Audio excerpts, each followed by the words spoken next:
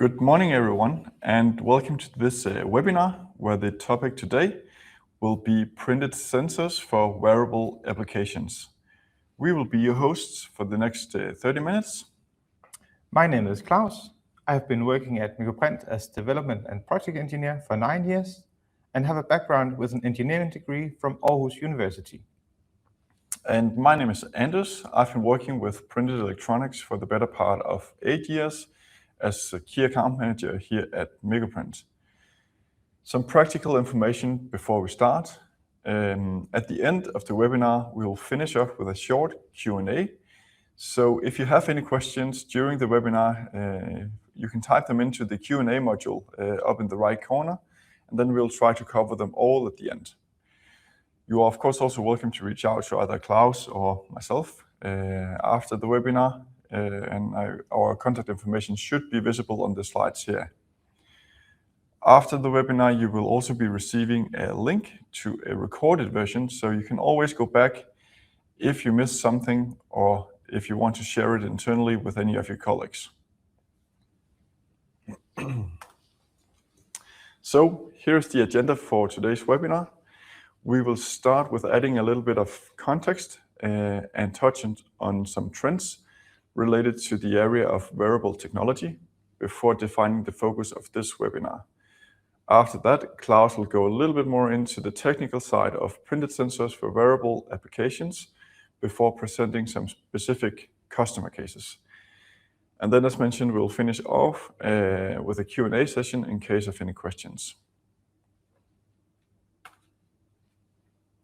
So the field of wearable technology has over the last few years been entering into a new phase of maturity.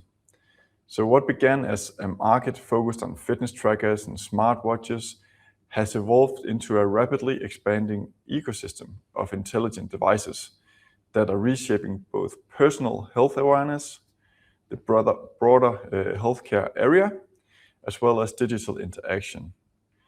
So instead of only counting the steps we take during a day, we now have our phone connected to smartwatches or smart rings that throughout the day tracks parameters like heart rate or stress levels and quality of sleep, supporting this notion about the quantified self. And then if you add AI to the picture, AI is turning wearable devices from passive data collectors into proactive assistants that can identify patterns and provide personalized recommendations and support decision-making in more real time. One very low practical example of that could be when you're in the office and you have been inactive for too long, then at least from my side, I get a notification on the watch that it is now time for me to stand up. So while AI is super interesting, it's also beyond the scope of this webinar. So we will not be going further into this now. So where does printed electronics fit into all of this? Printed sensors allow for a large degree of design freedom when designing circuits and electrodes, which can be printed onto different types of flexible and stretchable materials. The big benefit of these materials is that they are suitable for products that goes on the body or close to the body of people, and to a large extent, they are able to flex with body movement. The interest in printed sensors in relation to product applications that are on or nearby the body has been rapidly increasing as we have seen it over the last 5 to 10 years. In addition to the quantified self and an increasing focus on personal healthcare or self-care, another major catalyst for this was the outbreak of COVID. So I think we can all remember that when COVID came, also a huge pressure on healthcare systems came. And in this regard, printed sensors represented one string of technologies that can support the increasing focus on remote diagnostics and prevention rather than on-site treatment. Printed sensors open up for digitization of existing products as well as completely new applications and can generate both personal benefits for the individual as well as huge financial benefits for the healthcare sector. The possibilities are many, and in the next slides, Klaus will touch a little bit more specifically on some of the application areas we have seen in the market, as well as go a little bit more into the technical details on sensors and how they can be produced.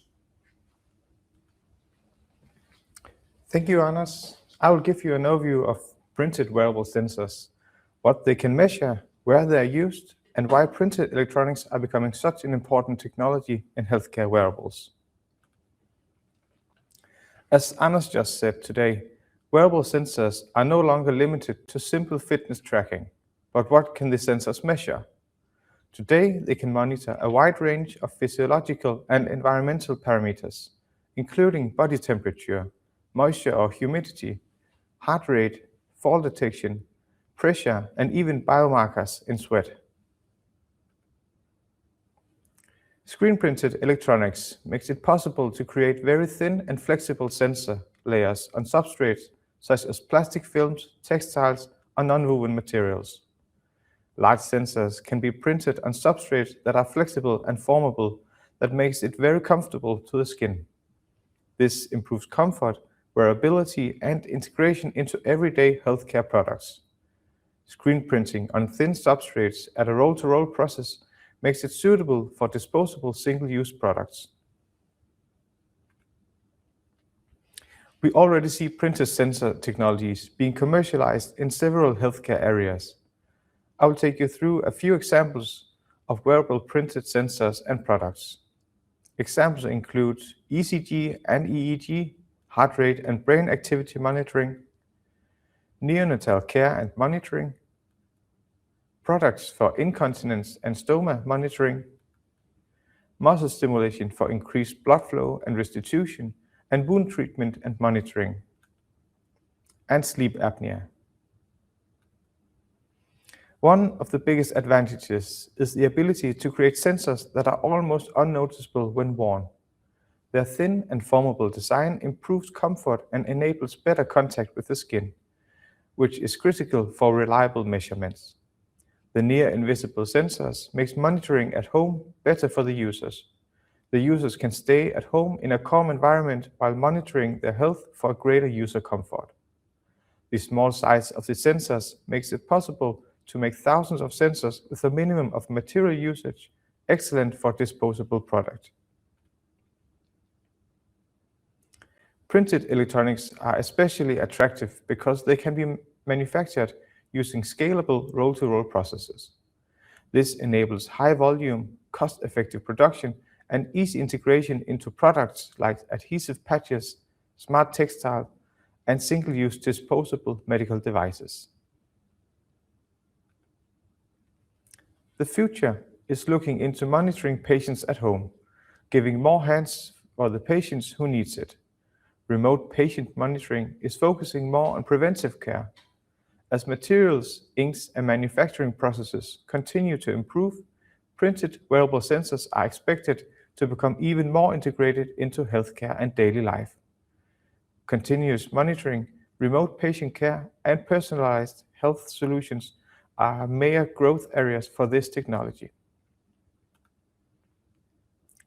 Now we've looked at the application market, let's move on to the materials for the sensors and the selection drivers.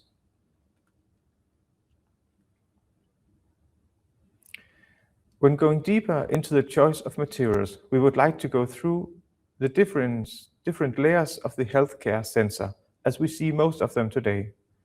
Here is an example of the layers of a wearable device as we normally see them. This will become an exploded view.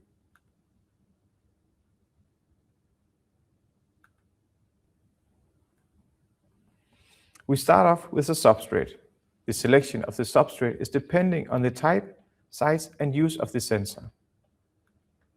For the conductive layers, silver is the most used ink for conductive layers. Silver is normally only used for the traces. If the electrode are supposed to measure the heart rate, areas with silver chloride is applied. It could also be a sensing ink for biochemical measuring. And in this example, we have only placed the sensing ink in the area where we would like to measure. A carbon ink is applied for a more stable connection to the electronics in the tail area. Dielectric inks for encapsulation and protection the silver traces to prevent measuring on areas we don't want to measure. A graphical design is able to be printed on top of the dielectric ink or, depending on the substrate, on the rear side of the sensor.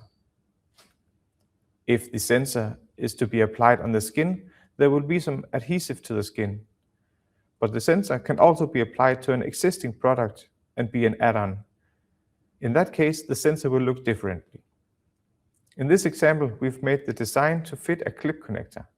How the data is used, if it is transmitted to the cloud or not, is depending on the hardware and the use of the data. On the printed sensor, an electronic device is applied to measure and make data.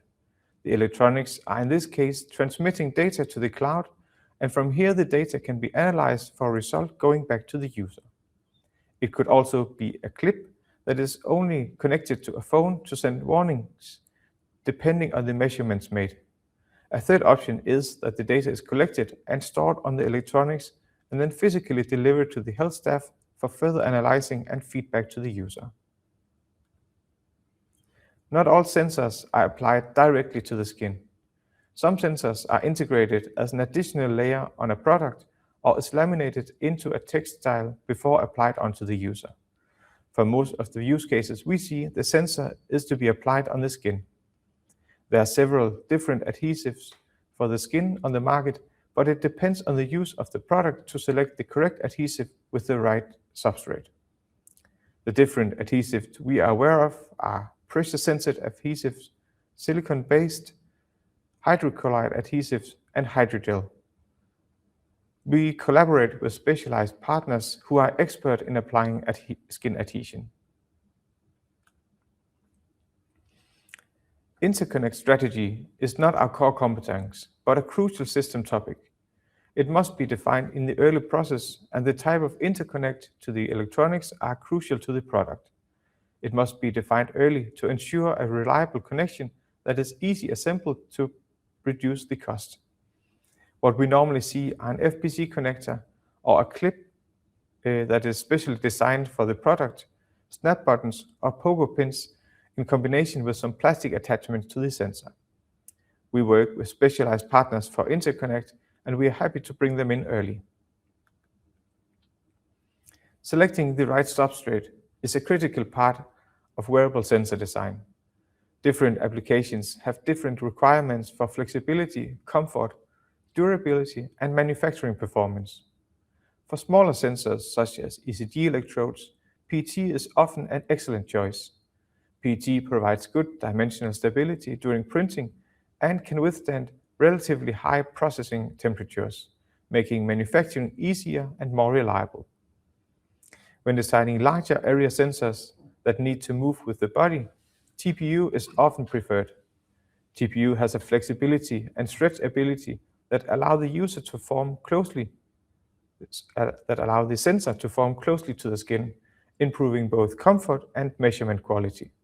The trade-off is that processing can be more challenging compared to rigid materials like PET. Non-woven materials offer another attractive option, particularly for medical and disposable products.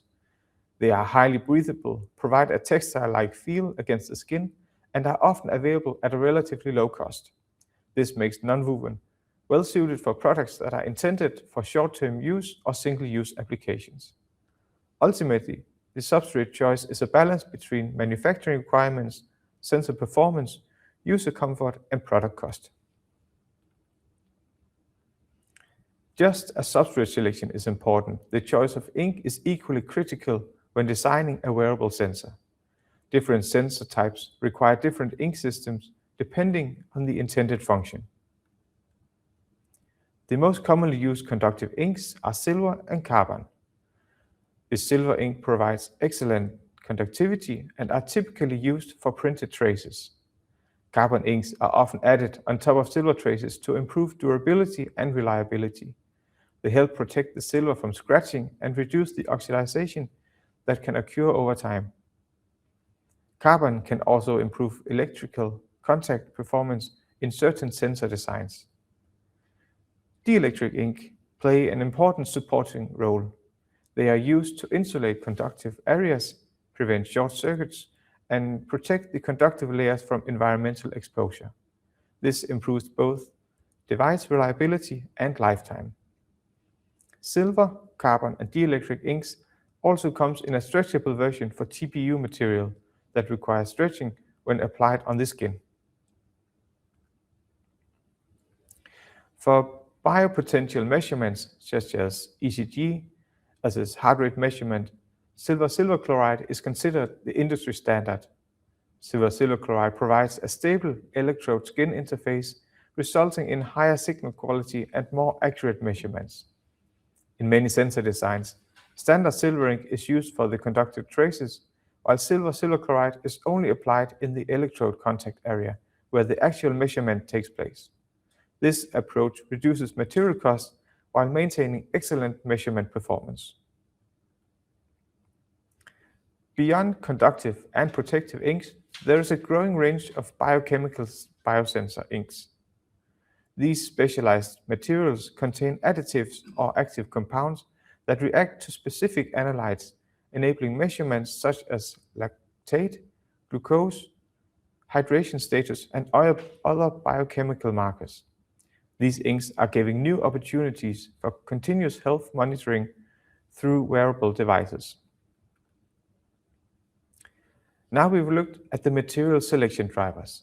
Let's move on to the preparation for successful development and scalable production. When starting a wearable sensor project, there are several important topics that should ideally be clarified before engaging deeply with MicroPrint. The first and most important step is establishing a clear design concept. While we can support proof of concept activities, our primary expertise is scaling and manufacturing rather than fundamental sensor development. A validated proof of concept significantly increases the chances of a successful project. It is also important to have a clear vision of the final product. Understanding the intended use case, wear time, environmental conditions, performance targets, and user requirements helps guide material selection and product design. At MicroPrint, we have access to a wide range of substrates and inks, and we can source almost any material required. However, testing hundreds of materials combinations is rarely the most efficient approach. Initial testing and proof of concept work should help identify the most promising substrate and ink technologies before entering a larger development program. Another key consideration is the measurement strategy. What parameters need to be measured? How accurate do the measurements need to be? And how will the data be processed and analyzed? Is the cloud solution the best, and is other solution better for a simpler electronic? Roll-to-roll manufacturing offers lower cost, better consistency, and higher throughput at scale. For screen printing, the screens print the same pattern over and over again with high consistency and great repeatability. The production of sensors are really efficient, and especially with roll-to-roll production, where a single operator can print thousands of sensors without any handling of the sensor. To benefit from this, products should be designed for manufacturing from the beginning, with focus on registration and curing requirements. Early design for manufacturing helps ensure a smooth path to volume production. By thinking in roll-to-roll production setup process could help the ease of scaling from prototypes to series production parts. Unique production possibilities. By starting prototypes on a flatbed screen printer, we can learn a lot about layer thickness of the inks. Some of the data from the prototypes can directly be transferred to a series production line. The advantages of the flatbed screen printer is the ability to use the exact same mesh for the series production, but without printing hundreds of meters of sensor. Screen printing is robust, mature, and good for functional inks, as the layer thickness applied is very much dependent on the selected mesh. When prototypes are ready to start a series production, The roll-to-roll screen printers can give a high throughput of sensors to keep the cost of a production to a minimum. We've talked about the scaling manufacturing. Next up is some use cases from some of the healthcare sensors made at Microprint. Ambu is an ECG sensor, a single-use product for measuring heart rate for hospital use. The material is a clear PET foil. The sensors are printed on a 3-section roll-to-roll printer. We print a blue color for the graphic design and carbon and silver chloride for the functioning sensor. After printing, we are slitting the rolls and send them to the customer for further converting. The connection is a snap connector applied by the customer. Here is a short look into the production from the Ambu sensor. For the screen printing process, we make screen for each print. The production is paper-free with every information needed on the iPad. It is clearly seen on the video that these sensors are printed in high volumes.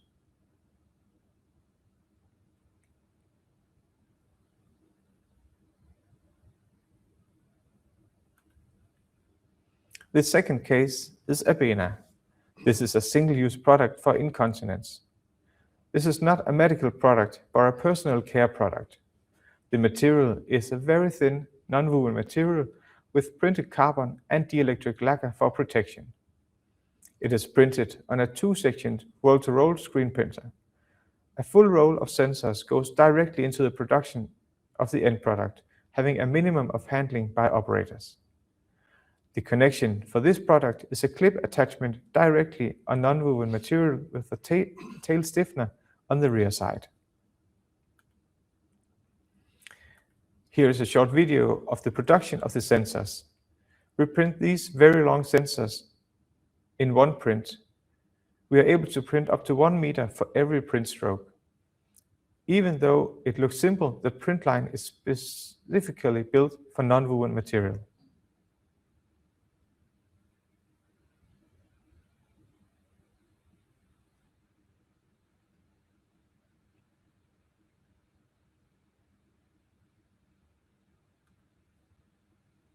The third case is first kind. This is single-use electric muscle stimulation device. This increases blood circulation in the body and helps for wound healing and restitution.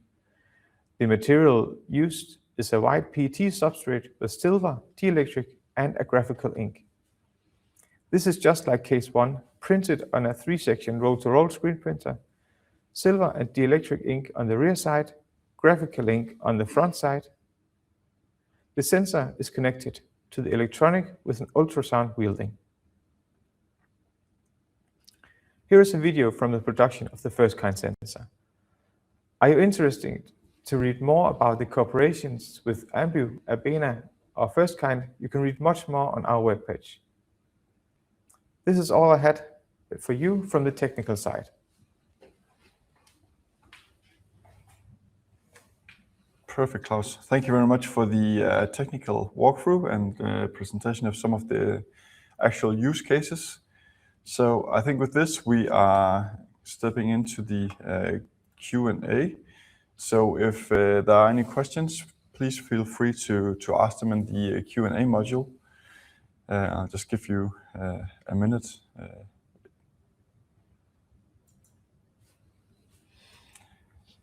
And I think if there are no questions, I think that's completely fine. You're always welcome at any point of time to reach out to us after. So I think there's one question coming in here.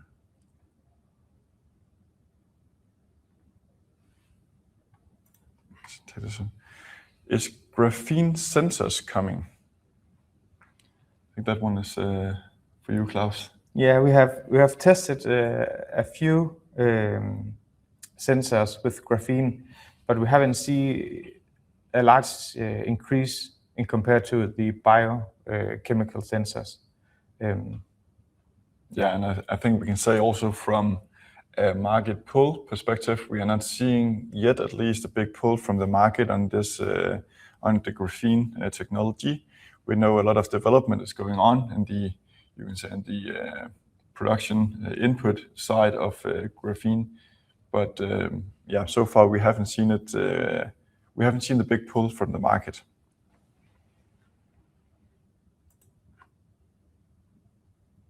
Then there is another question here. What are the challenges to use TPU as a substrate? Yeah, the biggest challenges we see is the melting temperature. We are not able to cure it at the highest heat settings as it melts in the ovens. So, and also the material shrinks quite a lot more in compared to PET substrate, as it's more stable in the ovens. And especially for the curing is also the limiting factor when printing. As if we can print at higher temperatures, we can often print more sensors per minute in compared to when we decrease the temperature. Okay. So material stability and temperature. Yeah, thank you.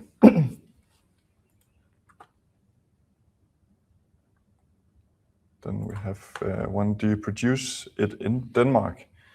Yes, for the majority of what we do when it comes to printed sensors, we produce it in our divisional headquarters in Denmark.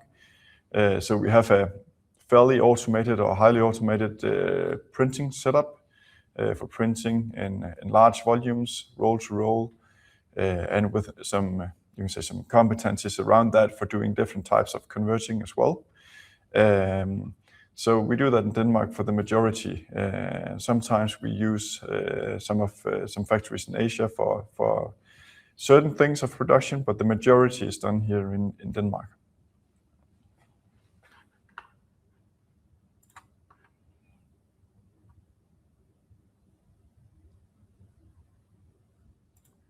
Then we have one more question here. What would be the minimum dimensions which are printable? Yeah, this is also from the last webinar we had, where we're able, the thinnest line we can print is down to 50 micron. It very much depends on the substrate as well.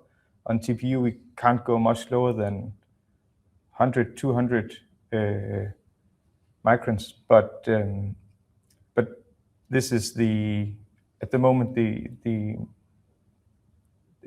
minimum dimensions we can print.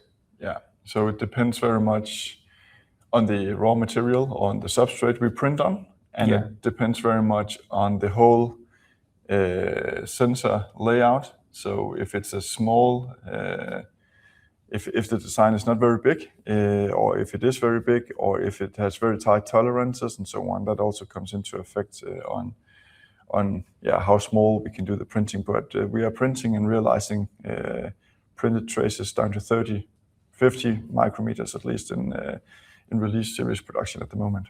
And as well, if it's printed on TPU, the traces must be much larger to be able to be stretched. Okay, yeah, good point.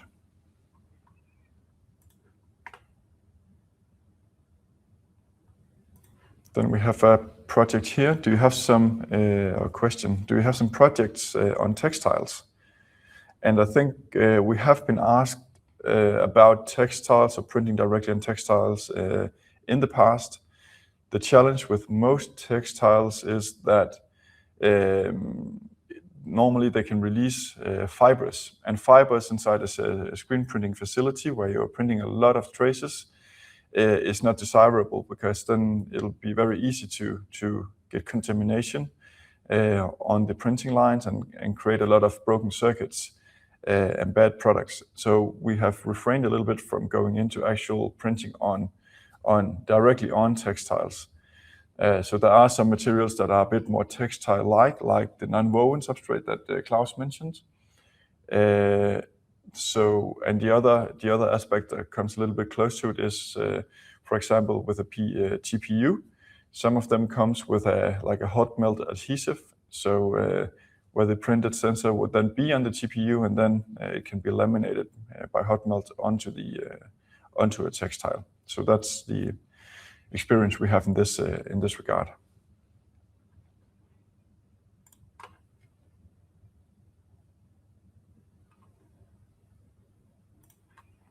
So there's a question here: how easy or difficult is it to implement design changes?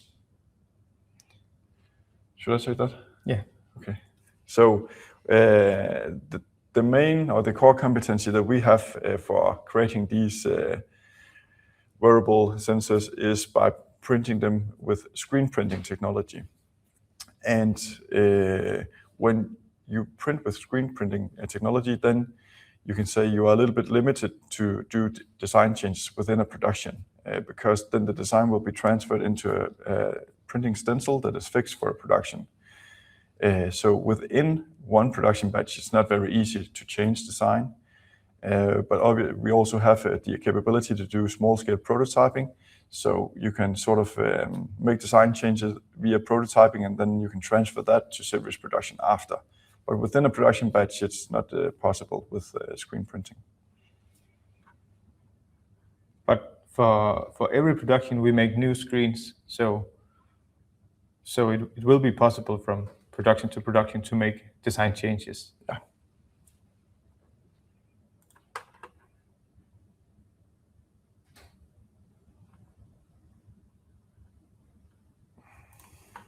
How do you see the impact of the competition of Asian market? So I think that's a very good question and difficult to give an easy answer to. Like in every other industry, everybody is exposed to competition. Some more local and some more global. We know, of course, that there are competitors in Asia as well as in Europe. So we focus more on always getting better at what we do here at Megaprint, and don't look that much towards the competition, because we can't do very much about that. But we are still in a very good place, even with production in Europe. And then again, there are certain type of different technologies where it can make sense for sure to utilize Asian production.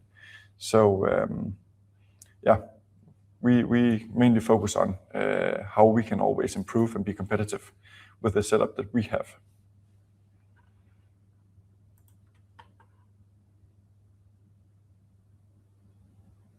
Good. So I think we have more or less covered the questions that we have right now. And again, if anything else comes up, please feel free to reach out to either Klaus or myself again, and then we'll get back to you by mail. I think also in respect of time, I think it's just for us to say thank you very much for your time and for your interest and for joining this webinar. We hope you got some inspiration and found it interesting. And then we would like to wish you a good rest of the day. Bye for now. Bye.